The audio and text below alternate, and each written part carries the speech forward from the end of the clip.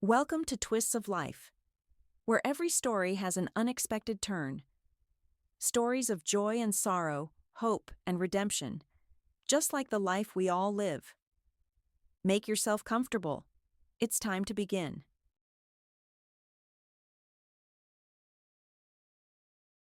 Sarah Miller had no inclination for farming, but even the 600 square meters of her dacha plot didn't fill her with annoyance.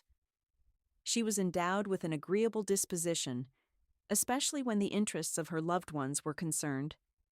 Generally speaking, the dacha was her mother's passion. But since Sally genuinely loved her mother, she had long since discovered a special charm in trips to their beloved plot. Fortunately, the dacha plot was located quite close to their home. If you walked light, you could cover the distance in half an hour. And for instance, on summer weekends, when the morning still held a coolness, the walk even seemed pleasant. However, undertaking forced marches on foot wasn't necessary at all. Public transport always came to the rescue. An unusually long bus route ran past the dacha area, connecting the railway station with a large factory enterprise almost on the very edge of the city. Such proximity turned out to be remarkably fortunate, as in a sense their modest plot had become a real salvation in the past years, which had been particularly difficult for the whole country and their family in particular. Whether it was a confluence of circumstances or the brewing quarrel between her parents that was a consequence of the events unfolding, the fact remained: her father filed for divorce. All his numerous relatives, who had previously often visited them on occasion, and much more often without one, seemed to have completely forgotten the way to the hospitable apartment of the Miller family and her grandparents. One day the girl unintentionally overheard the adults' conversation and realized that her father had not only kept the car and garage for himself, but was also not averse to getting his hands on some other property. However, his plans were not destined to come true. Both the dacha and the apartment were allocated to her grandmother, so after the divorce, the greedy former son-in-law didn't get a single centimeter. The resentful man paid meager alimony and didn't seek meetings with Sarah, as if he had erased her from his life, as though he had never had a daughter. It hurt the girl, right to tears, but she understood that her crying would darken the lives of her loved ones, and so she carefully hid her sorrow. The family, drastically reduced to Sarah, her mother, Grandma Betty, and Grandpa George, had to live on. Visiting the plot and battling for the harvest became, perhaps, the most effective ways to cope with difficulties. On the 600 square meters, they cultivated potatoes, cucumbers, and carrots. Since there was no longer a car, transporting the harvest home without a bus would have been much more problematic.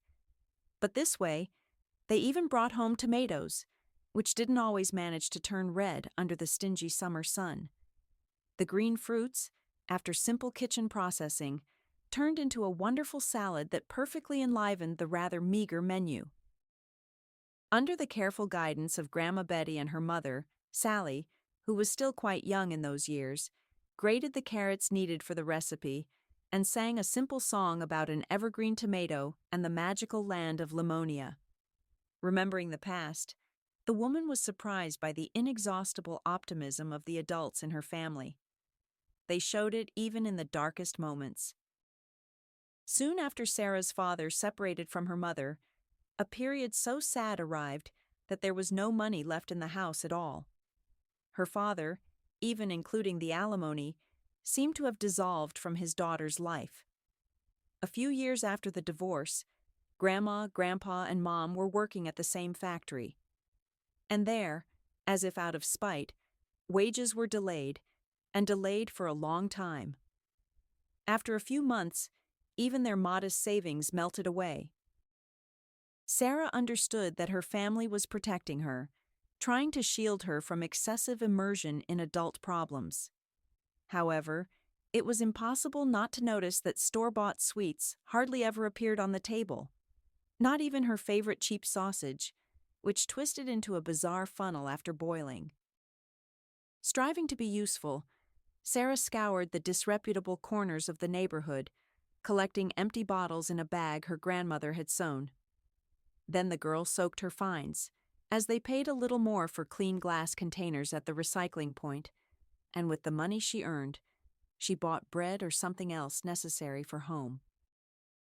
For a short period, there were problems with transport.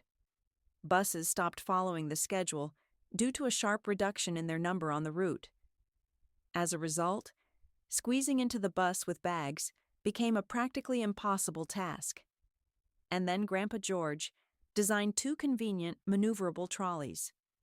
The larger bags, the man usually transported himself, and when for some reason he couldn't go to the dacha, he would unfailingly remind them, "Girls, when you walk home from the plot, don't overload the trolley.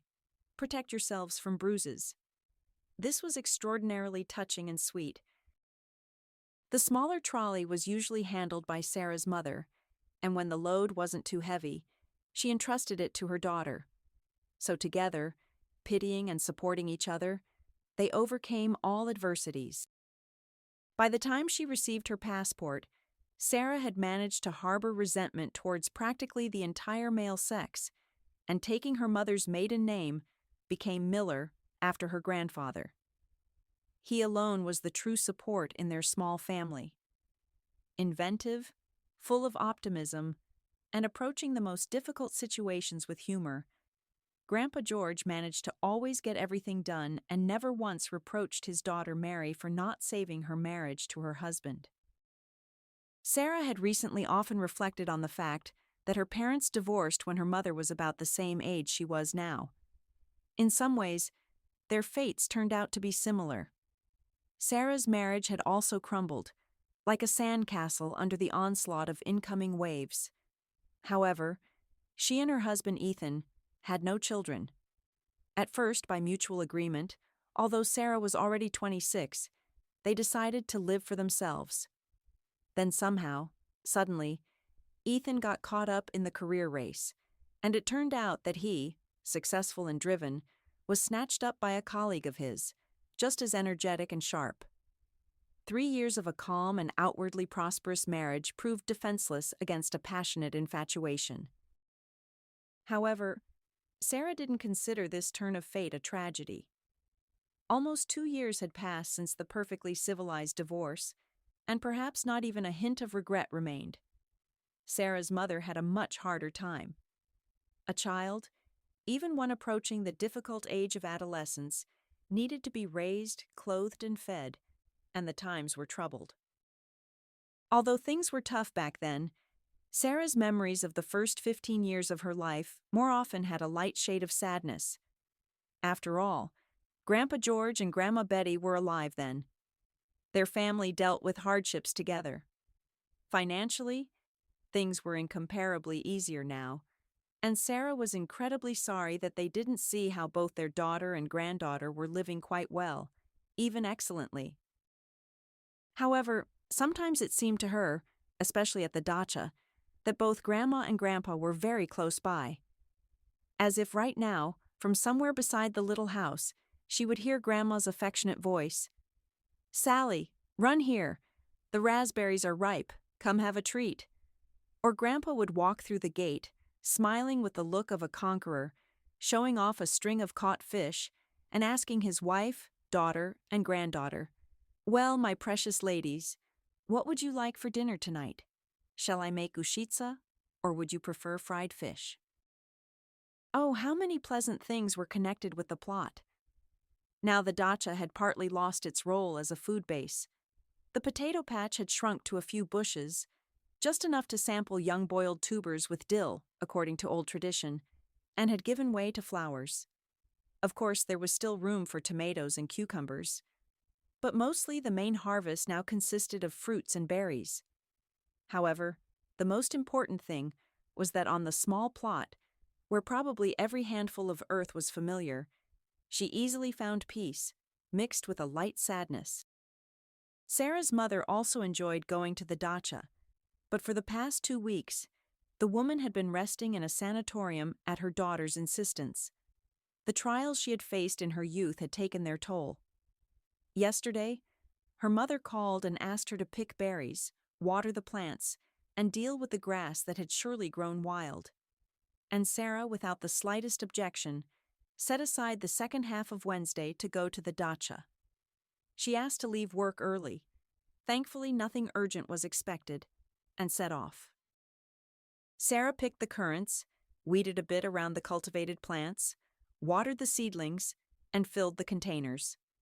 Tired, she had a snack of a bun she had thoughtfully brought, made some berry drink, the best remedy, far better than sweet soft drinks, for combating heat and fatigue.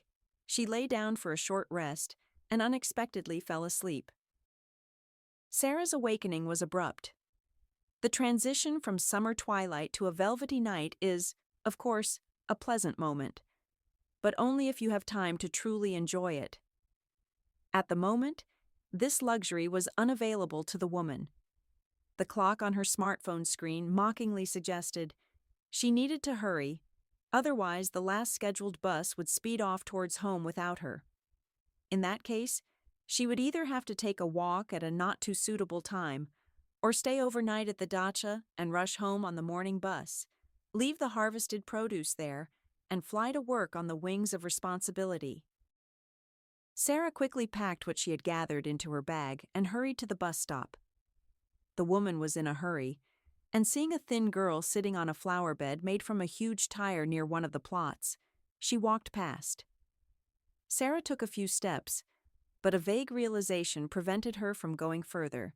A child of primary school age had no business being alone outside at such a time.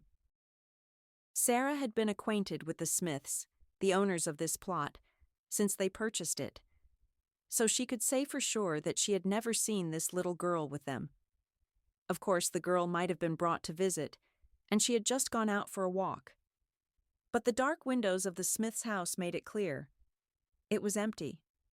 Or everyone was asleep inside, having forgotten about the little guest who had gone out for a walk. The second assumption was clearly ridiculous. Therefore, she was unlikely to be related to the owners of the plot near which she had settled. Even in the dim light of the street lamps chasing away the darkness from the dacha area, the girl's unhappy appearance indicated that she had fallen into some difficult life situation. Naturally, Sarah became worried.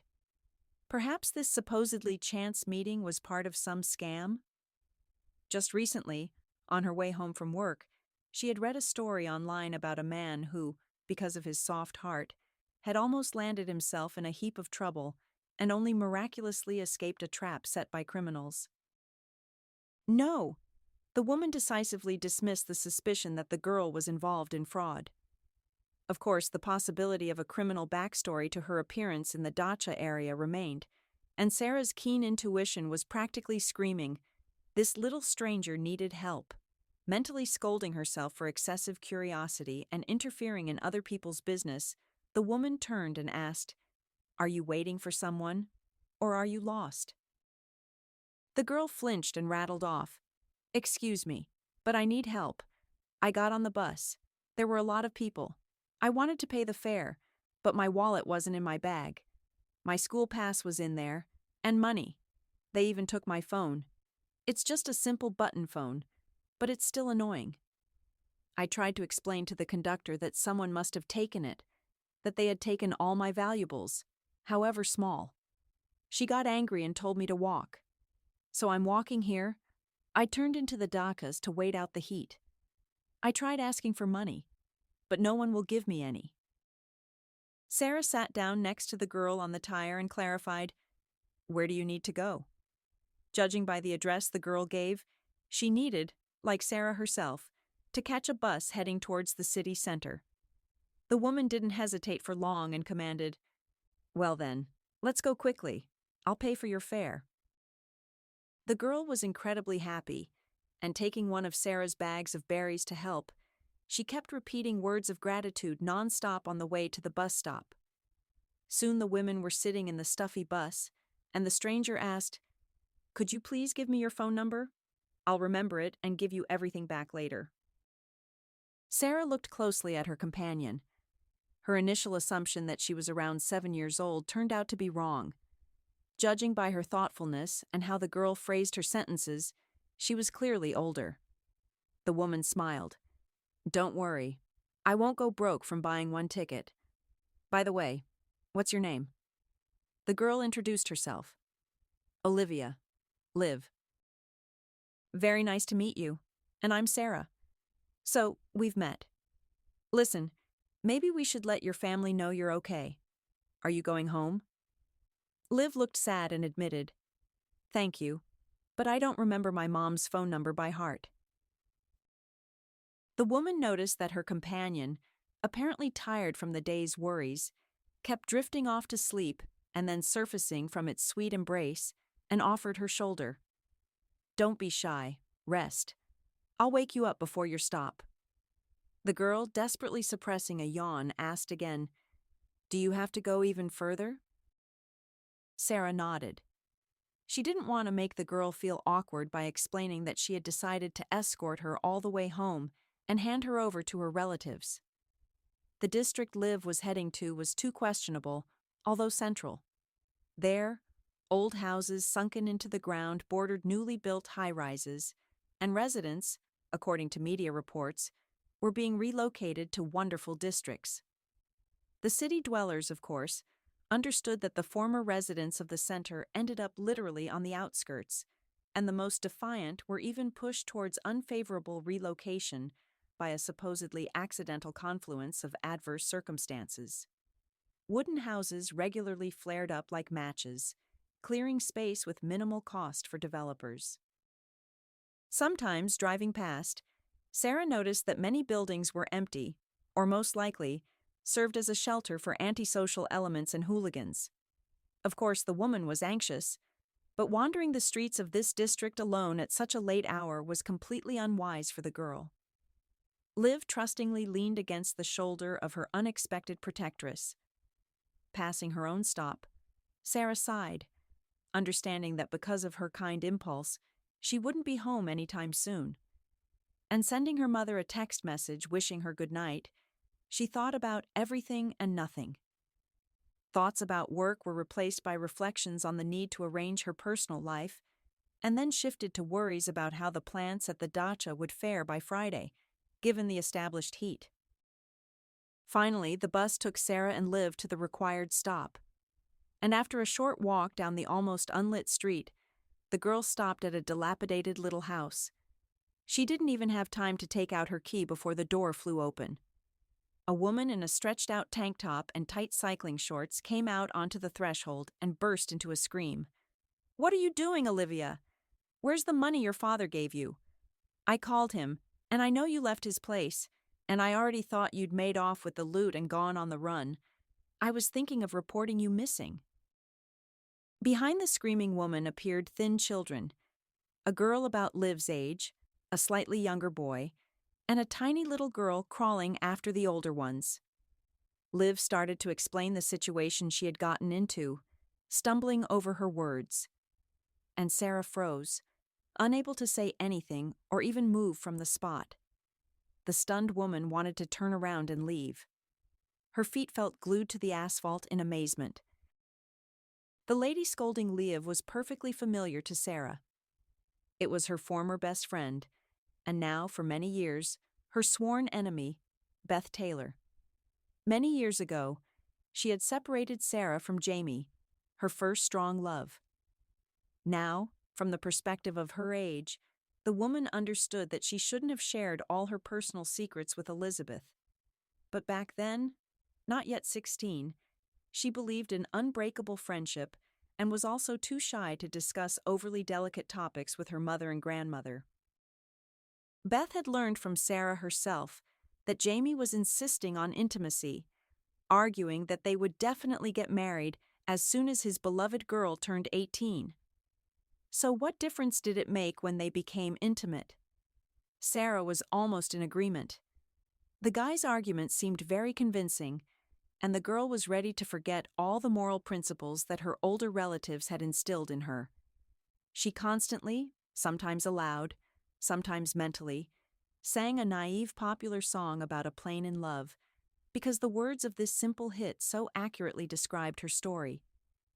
"I love you, Jamie," Sarah repeated after the vocalist again and again. The girl wanted the guy to have no doubt about her feelings.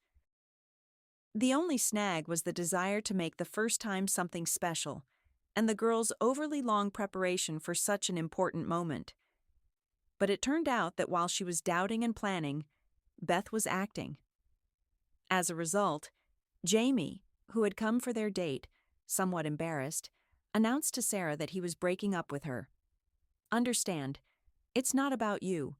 You're a great person, and you'll easily find your happiness."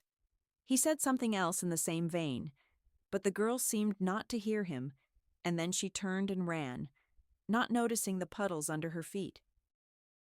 Of course, Sarah rushed to Beth with her misfortune, hoping for support and perhaps even advice on how to win the guy back. But instead of words of sympathy, she heard the cruel, merciless truth. "Sally, Jimmy and I are together now. It just so happens that I'm expecting his baby. Don't be mad, okay?" After such an announcement, it was as if all of Sarah's upbringing evaporated. She would later hardly be able, even if she wanted to recall a tenth of what she said to her friend, who instantly became her ex. However, simply forgetting the people who had stabbed her in the back, like a terrible nightmare, that was all she dreamed of. Fortunately, Jamie's father was in the military. Thanks to this, the traitors didn't bother Sarah for long with the already quite noticeable bump on Beth's normally slender figure. Beth left, following the guy who had become her legal husband. Sarah started living on, trying not to remember the arrogant cheat and the treacherous friend anymore. For a long time, she didn't let men get close to her. With the fair sex, apart from her mother and grandmother, she communicated exclusively dryly and only on business. Sarah calculated. 15 years had passed since that bitter year of 1997 for her. That was exactly how long she hadn't seen either Beth or Jamie, and would deliberately change the subject when someone from their mutual acquaintances started talking about them. Beth's mother, Aunt Kathy, accidentally met Sarah on the street and somehow tried to talk to her. However, the proud girl said she had to run. Aunt Kathy later, according to rumors, moved to her daughter, but Sarah didn't care, as long as she never saw or heard about the traitors again. The girl suffered, experiencing everything deeply within herself, and only her future husband Ethan was able to slightly melt the ice in her heart. He won her over with his politeness, care, and ability to discuss various topics. Sarah responded to his courtship, but she also understood that the emergence of her affection was influenced by the fear of remaining an old maid. It's no joke to say that nearly more than 10 years had passed since the betrayal.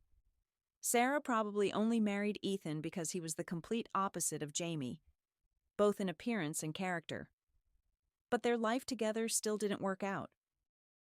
Sarah wanted to quietly slip away, but suddenly Beth shifted her attention from the nearly crying Liv to her and shouted just as loudly, though much more joyfully, "Sally, damn it! Exactly, Sally. It's you. I was looking, thinking maybe, maybe not. Holy moly! You're a good girl. You've hardly changed. Just your eyes look a bit tired. Why are you hesitating at the door like a stranger? Come in."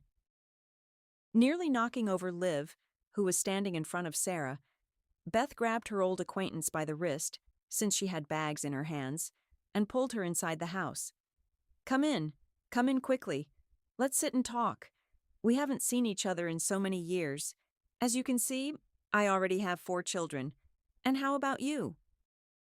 Sarah was in shock because she suddenly realized Beth wasn't bothered by even a shadow of shame for what had happened between them in the past. "What are you staring at?" the hostess snapped at her older children. "Max, take Alice to the kids' room and put her in the playpen. Sophie, Liv, hurry to the kitchen. Quickly peel the potatoes, put water on the stove. Olivia, we'll talk later. You'll answer to me for the money you wasted. Just look at that. I sent you like an adult on such an important task, and you ruined everything. So now you'll be stuck with just potatoes and pasta." However much Sarah tried to explain to her sworn enemy that she didn't have time, that she needed to go home, her words seemed not to reach Beth. As soon as the peeled tubers were in the boiling water, the mother snapped at her older ones. "All right, get out of here quickly. Sit in the kids' room and don't make a sound from there. Don't interrupt Sally and me talking." "See," Beth said to her guest, "4 children, and I have to be a commander. Otherwise, there'll be no peace from them. On top of everything else, they're also different ages. Sophie is 14, Olivia is 12, Max is 5, and little Beth will be 2 soon. They all require different kinds of supervision." The atmosphere in the kitchen wasn't very pleasant and not conducive to conversation. Although Sarah wasn't a spoiled, refined young lady and could easily live in a much smaller space, she felt terribly uncomfortable here. Dirty dishes were piled up in the sink and on the table. A sour smell evoked unpleasant associations with a full trash can, which seemed to be standing somewhere nearby. Catching the unexpected guests' glances, the hostess explained, "The plumbing was damaged because of the construction next door, so I'm waiting for them to fix it. Then I'll make Sophie and Leave wash everything. As it is, to cook, to wash our hands, we carry water from the standpipe on the next street." As if hypnotized, Sarah sat on the not very comfortable stool and looked at Beth, unable to understand how she had transformed from a real beauty into a vulgar market stall type of woman. The woman laughed loudly, throwing her head back, and recounted breathlessly, "Oh, Sally, you should thank me for the rest of your life for getting rid of such a gift as Jimmy for you. I thought his father was in the military. He'd retire soon after serving his time, they'd give him an apartment, and we'd settle down somewhere nice. Everything was so neat in my plans. But Jimmy managed to have a big falling out with his father. As a result, with a baby, Sophie wasn't even 6 months old, we ended up in a rented room. Jimmy got stressed, started drinking, even cheated. Needless to say, we rushed into starting a family with him. We were completely green. In bed, it was okay. Somehow normal, but there was nothing to talk about. Jimmy seemed to even treat me with contempt, first with hints, and then he started stating directly that I had shamelessly trapped him, tied him up hand and foot, as if he were a dog on a leash, going wherever he was pulled. Utterly surprised, Sarah didn't even know what to say to such revelations. But Elizabeth, it seemed, simply needed to vent. She continued her speech, not noticing that her guest was completely uncomfortable listening to her. Anyway, quite soon, out of boredom and in retaliation, I started having fun with the neighbor, needless to say.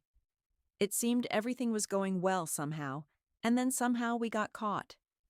Jimmy got nervous and started throwing punches at me. As soon as my lover smelled trouble, he bolted from the room so fast you could only see his heels. Jimmy filed for divorce, and I didn't resist. He turned out not to be so good after all. All I could get from him was alimony. He has to pay for Sophie, and for Livy, who was conceived, so to speak, during our marriage.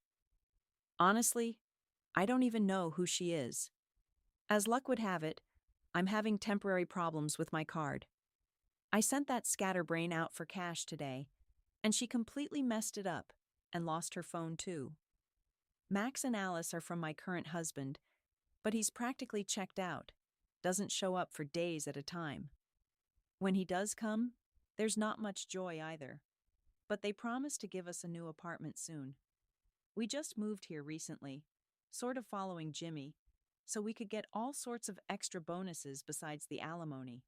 He's doing well, the scoundrel. Found a woman who got him a cushy job. The official salary is peanuts, true, but the excellent amount in cash under the table makes him happy every month. I know this for sure because an acquaintance works at the same company. Anyway, Jimmy is supposedly not against helping voluntarily, but he avoids it in every way possible. So I have to send the girls to him. He gets soft when they start begging him. Of course, I rush things. I practically gave birth to Sophie and Olivia for free. But with Max, it worked out perfectly, as if they specifically came up with this maternity capital thing just for him. It's a shame, of course, that it's not cash in hand, but at least something from a sheep, at least a tuft of wool. Beth, looking around, didn't notice any other clean dishes except for a tray on which a decorative samovar stood. She quickly moved it directly onto the dirty floor and transferred the boiled potatoes into the empty improvised plate. After that, with a deft, practiced movement, she took disposable cups from the cupboard, obviously used many times, and splashed a cloudy liquid from a bottle into them. "Don't be squeamish, Sally. This is a drink made by my man. I guarantee the quality. It drinks like water, and your head won't ache in the morning. Let's have a shot now, and you can tell me how you're living, what you're into, where you work. Why should I talk about myself all the time? Listen, do you have children? Judging by your figure, it looks like no. But don't wait. I'm only half a year older than you, and you see what a set I have. Well, aren't I a good girl?" Without waiting for her guest's answer, Beth confirmed, "Of course I'm a good girl. Don't think I'm bragging. It's just that if you don't praise yourself, you have to. You absolutely have to praise yourself. That's it. I made it in time. Look, Sophie is almost a bride already, and I'm still quite young. Isn't that cool? And you, Sally? It's time. It's time to have children. Your biological clock is ticking. And before you know it, old age will be knocking at your door. And you're all alone. So go find a man and have babies. Want me to call Jimmy right now and tell him you need help with such a delicate matter? I think he won't refuse. He'll help.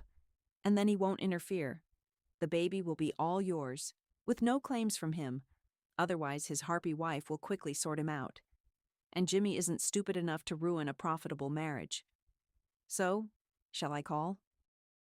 Sarah felt murky inside, from the unsolicited advice, the questionable offer, and generally from the unwelcome encounter with the brazen, unscrupulous Beth. How dare she even give advice, living almost like a good-for-nothing woman in a complete pigsty? Sarah physically felt like she was suffocating in this environment, and as if waking from a stupor, she wanted to tell her former friend everything she thought. However, she was interrupted by Liv's timid voice from behind her. "Mom, can I set aside some potatoes for us? Max is asking for food, and I haven't eaten anything substantial since morning." Sarah got up from the stool, freeing up the space. "Thanks for the offer, Beth, but I really need to go. Besides, your children probably need to go to bed too." Beth was clearly unhappy that her second daughter had interrupted their chat. Sarah noticed that her former friend was barely holding back from swearing. Near the threshold stood the bags with the harvest gathered at the dacha. Feeling a strange sense of pity, Sarah took out the small bag with her keys and wallet lying beside her and said, "Beth, these are vitamins for your children. Goodbye." The woman left her former friend's house and, reaching the next one, leaned against a tree growing on the sidewalk. Memories surged up in dirty waves, filling her thoughts. How she had hated Beth and Jamie back then, wishing them all the worst. Now, by chance, she had been able to see how the betrayer was living, but she felt no joy.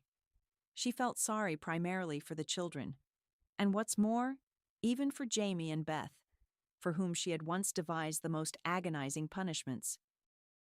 "Sarah!" Liv, who had caught up with her, called out to the woman, "You didn't give me your number.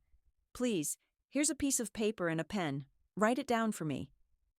Although Sarah had no desire to communicate with anyone connected to Beth, she, tired and emotionally drained, fulfilled the girl's request. Liv smiled, her white teeth flashing in the semi-darkness, and asked, "Can I call you sometimes when I get a phone again?" Sarah nodded and advised, "Run home. You've had a difficult day. Eat something and go to bed." The girl waved and ran home. Sarah waited until the door closed behind Liv and hurried home. The late hour left no chance that public transport was still running on the city streets. She needed to get out of the construction-filled district quickly and hurry back to her own apartment to finally rest from the unexpected events. Surprisingly, the woman reached home calmly, as if a guardian angel had spread its wings over her, and after taking a shower, went to bed. Whether it was nervous strain or the prolonged rest at the dacha, sleep was slow to come to Sarah. She counted sheep and used other techniques, but nothing helped. Events from the past surfaced in her memory, mingling with each other. The woman couldn't understand. Did Beth really feel no conscience at all for having once crossed the line of decency? Of course, it was impossible to say how things would have turned out with Jamie, but there was still a possibility that they would have been quite happy. Maybe they would have had children? A separate cause for concern was the fact that the traders now lived in the same city as her. Although it was a large city, the probability of a chance meeting increased. The devil must have made me stay at the dacha, and then notice the sad girl and help her. If I had known in advance whose daughter Liv was, I would have walked past, or just given her money for the ticket. It's truly said, "Do no good, receive no evil." Accompanied by such stinging, uncomfortable, provocative thoughts, Sarah finally sank into a restless sleep. The early summer morning still indulged in coolness, but judging by everything, the day was going to be hot again. Thanks to the sudden troubles at work, Sarah didn't even remember the previous day's encounter. But in the evening, during her traditional phone call with her mother, sadness washed over the woman again. Not immediately, and slightly softening the impression of the meeting with her former friend, she told her everything. Mary was categorical. "Daughter, you've grown into a wonderful, compassionate person. But remember that when you offer a helping hand, it's important to dodge the kick of gratitude in time. Sally, I'm begging you, don't feel sorry for that Beth. She chose her own fate. It's not your fault that she has 4 children now. You left them the berries, and that's enough. No more acts of support from you. Even for the sake of the children, you shouldn't feel sorry for Beth. They, of course, are not to blame for anything, but for your own happiness, you need to stay away from such sworn enemies. If I understand anything in life, it's unlikely she could have changed for the better. Forget about her and don't think about her. And if she suddenly shows up, chase her away with a broom. It's a shame, of course, that you gave her daughter your phone number. But I understand. You were tired, flustered. However, it's nothing. If Beth is brazen enough to call, you'll just block her number, and that's all there is to it. The less you communicate with such people, the better. You can't expect anything good from vile traitors." Sarah promised her mother that she would under no circumstances respond favorably to Beth's attempts to reconnect, and she felt a little calmer. In fact, her conscience, Sarah's, was clear. She helped the girl selflessly, from the heart, and that was that. Perhaps if she had known that, by walking her home, she would run into her former friend, she would have parted ways with the girl, by the way, at the corner of the street, and just watched her go into the door. However, everything happened as it happened, and therefore, there's no need to speculate about how it would have been if only. Moreover, this action doesn't place any responsibility for Beth's children on her. She, Sarah, was not an angel, not a saint, and not a blessed one. She certainly wouldn't be able to graciously forgive a betrayal even 15 years old. She wasn't planning to seek revenge either, of course. No need to stain her hands or conscience.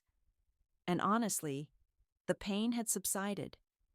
At first, the pain was so bad she could barely breathe.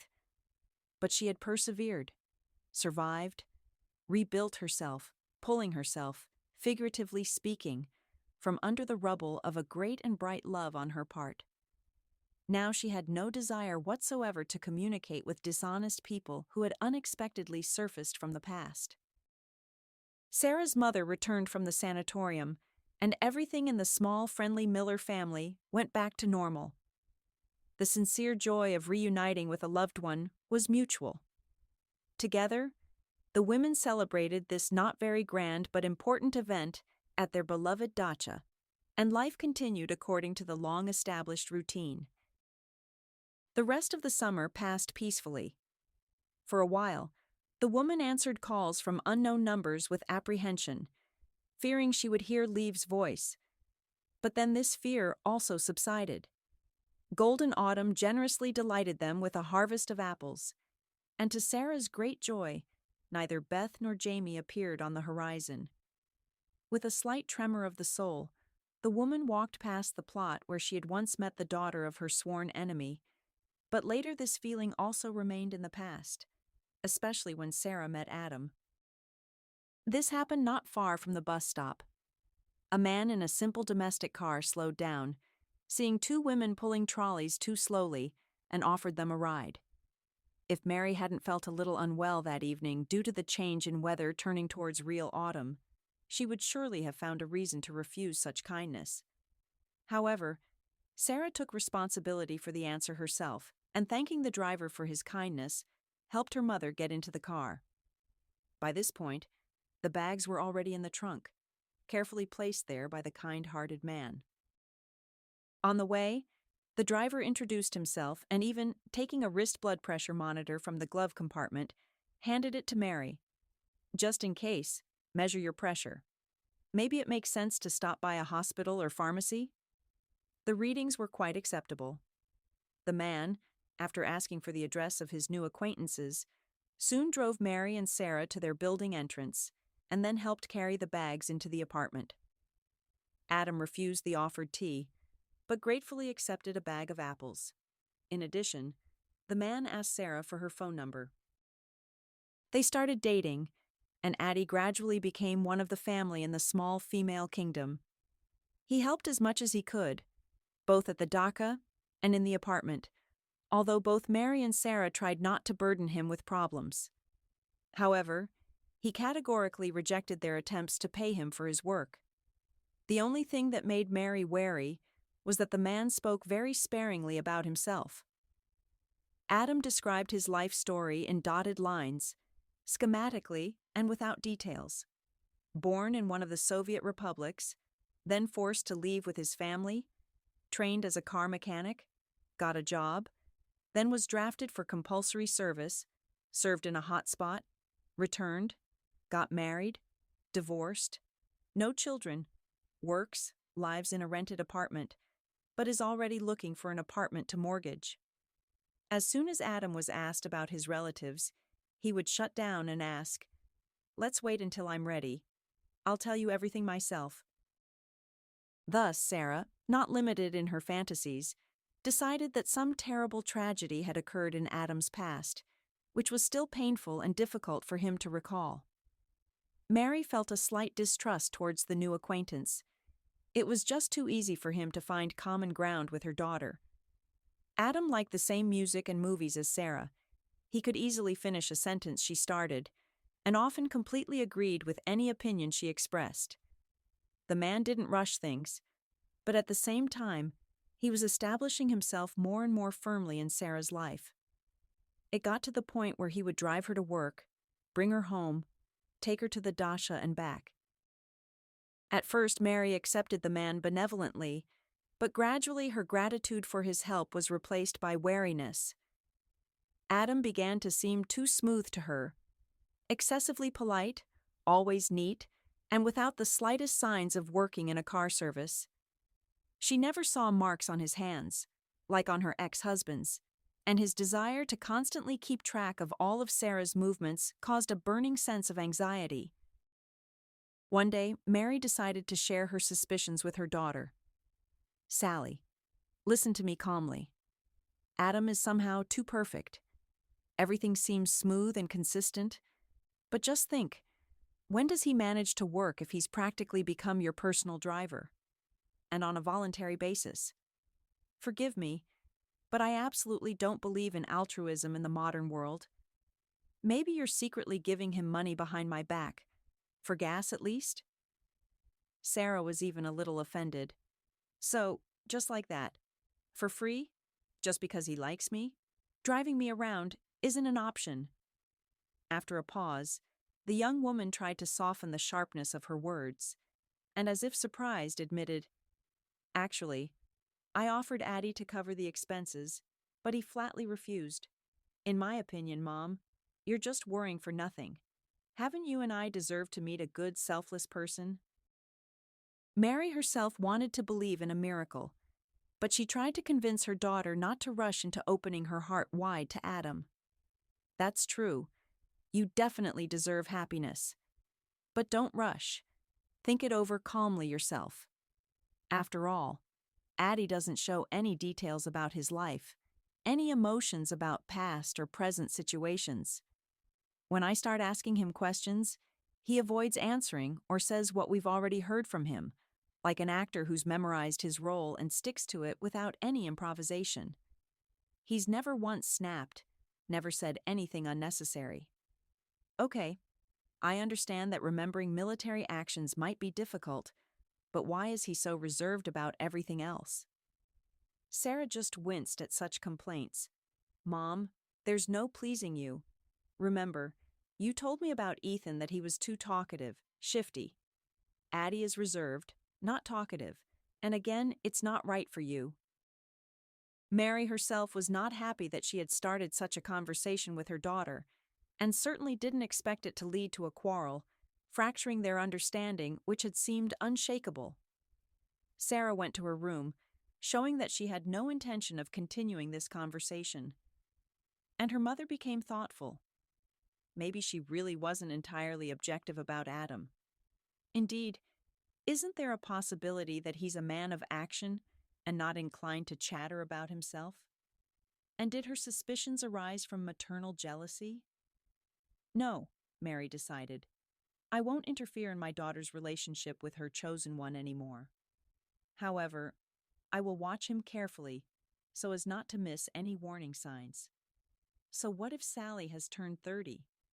To me, she will always remain my beloved little girl, whom I will always protect. The woman's doubts didn't disappear, but now she stopped worrying her daughter with her suspicions. However Mary felt about Adam, she couldn't help but admit that preparing the dacha for winter would have been much more difficult without his help. The man diligently carried out all requests and even made some quite reasonable suggestions himself. He clearly had experience with such work, but when asked where he had learned all the intricacies of dacha management, Addie again elegantly evaded the answer. About a week before the festive New Year's Eve, the man brought a slender fir tree with fluffy short needles to the miller's apartment, explaining, I thought, you grow all sorts of flowers yourselves at the dacha, and it would be kind of silly to give you Dutch equivalents. And this feels more thematic. Sarah, placing the fragrant beauty in a free corner, asked, and actually, what's the need to give flowers today, which of course are less impressive than a Christmas tree? There were even notes of hurt in Adam's voice. Sally, how can you not remember that today is exactly 3 months since we met so accidentally, but so happily? It was a very important event for me. Sarah was even ashamed. Forgive me, Addie. We have a complete rush at the firm before the new year, so it completely slipped my mind. You're not offended? The man smiled and admitted, not a bit. I read somewhere that resentment is for maids. So, my dear, I'm not even annoyed. Really, I just wanted to do something nice for you, and since I came across a Christmas tree market on the way, I thought a tree would be perfect. Mary, listening to the conversation between her daughter and her suitor, was ashamed of her doubts about Adam. He spoke very unconvincingly. Besides, the man readily agreed to spend the holiday with Sarah and her mother. Mary's suspicions that Addie was married were partly dismissed. Could a married man so easily free himself from the obligation of being at home at a set table with relatives? Hardly. On the holiday evening, Adam gave Mary a beautiful shawl in the Pavlov posade style and presented Sarah with perfume. 15 minutes before midnight, the man asked for a little attention and delivered a speech unusually long for him. Dear Mary Thompson and Sarah, in the past year, the most significant event for me was meeting you by chance. I think it was the greatest stroke of luck in my entire life. Essentially, it was only thanks to you that I understood what real family support and the warmth of a home hearth mean? I would like Sarah to enter the coming year in a new status. Excuse me, I'm nervous. The man cleared his throat and then turned to Sarah's mother. Mary Thompson, I ask for your daughter's hand. Believe me, she will have no reason to be unhappy with me. You don't object? Mary looked questioningly at her daughter, into her happy eyes that sparkled brighter than the lights on the Christmas tree, and shrugged. I think, Adam, you should ask her too. No. However she decides, that's how it will be. Adam nodded in agreement with the woman's words, took a small box from his pocket, and opening it, showed it to Sarah. Allow me to put it on you as a sign of our engagement. Sarah smiled shyly, extending her hand to the man, and a touched Mary wiped the corners of her eyes, trying not to smudge her mascara. At the festive table, Adam began suggesting options for the celebration. I think it makes sense to choose a wedding date closer to summer. We could sit in a cafe and then go relax at your wonderful dacha, Mary Thompson, thanks in part to which we met. After that, honestly, I'd go somewhere by the sea for a week or two. What do you think about that, Sarah? Will you be able to get time off work in the summer? Sarah was beaming and was already mentally calculating what period to ask her boss for. And then she suddenly remembered, Mom, how will you manage the dacha in my absence? Mary waved her hands. Oh, don't worry. The dacha should be a pleasure, not a chore. Plan your celebration however is convenient for you. By the way, Adam, you should probably inform your family about such an important event, and it wouldn't hurt to meet them in general. It was noticeable from Adam's suddenly saddened face that Mary Thompson had touched a sore spot, but he replied, Alas, I have no one to introduce you to. I'm sorry, but it's a somewhat painful topic for me. I'll go get some air on the landing. The man left the table, and Sarah whispered indignantly to her mother, Why did you spoil Addie's mood? Everything was so wonderful. He seems to have some unpleasant memories connected to the loss of loved ones. You and I talked about this before. Mary began to apologize. Daughter, but I didn't mean to offend Adam. That's it. I won't ask a single question anymore. Don't worry. When Adam returned to the table, he acted as if nothing had happened, and the celebration returned to a pleasant course. By mutual agreement, the decision was made to get married in spring, in April, and postpone the honeymoon until the velvet season. The days of the new year flew by. Adam even started taking Sarah to view apartments.